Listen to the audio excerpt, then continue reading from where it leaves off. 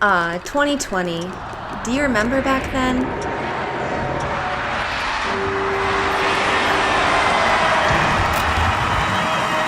Full of plans, full of hopes. We were ready to power through this year's challenges. Let's do it. We have to go back to the end of World War II. This video is full of spoilers.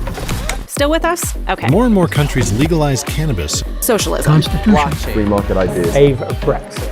But 2020 had other plans. Now to Australia's massive fires. The top Iranian general has been killed. World War III is literally trending on Twitter. Brexit is done. President Trump has just been impeached. He was once one of the most powerful movie producers in Hollywood. Wildfires in Colorado. Kobe Bryant has been killed in a helicopter crash. Sanctions on Belarus. Elections rigged. And Piotr is one of our student volunteers on the ground who has been fighting for liberty. So after the biggest protest in modern Belarus, the government has started detaining people. It is a crime against humanity.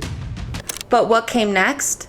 I was talking about the big Democratic debate tonight, but in lighter news, we're all going to die.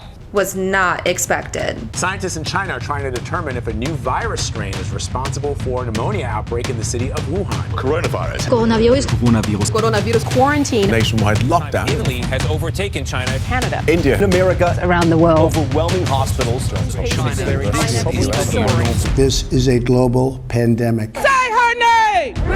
George Floyd, 8 minutes and 46 seconds. The stock market plummeted this morning. Europe has closed its external borders. Suspend all passenger flights. I've been trapped in Athens for 3 months.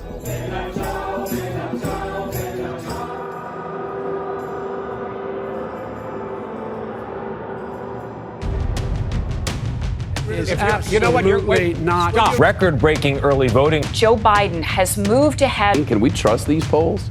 This is a major fraud in our nation. Joseph R. Biden Jr. is elected the 46th president of the United States. But the world and Students for Liberty found new ways to thrive. Okay, we are alive. It's a pleasure to have another fantastic Liberty at Home series. We're facing a global pandemic. We're trying to get people to understand the real state of the world. Welcome to the LibertyCon Africa. It's indeed a remarkable time to be alive as an African. Welfare program. But positive news for a coronavirus vaccine. Tests are expected to begin this spring. And this is very encouraging. Wuhan is emerging from lockdown. Possible signs of life on Venus. I'm delighted and surprised. But there's a lot of good stuff happening as well. There's a lot of planes are starting to arrive in Beirut full of international aid. Beginning of the end of the pandemic. The Pfizer-BioNTech COVID vaccine. Unprecedented collective effort. It's a moment of hope.